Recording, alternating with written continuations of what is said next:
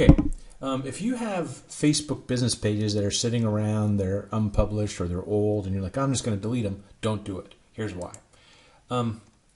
Right now, it's brand new. It's called Facebook Page Transparency. So no matter how hard you try, you can't get this to change. The day that the page was made is the day that this is going to show. So if you go back, like, I have a ton of pages.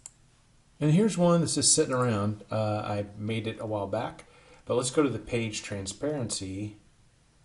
And it shows back to 2015. So this is one that I don't need to use. So what I'm going to do is I'm going to create a username. I'm going to change it. I'm going to convert it to a page that I want to use for. So if you have any old Facebook pages, don't delete them.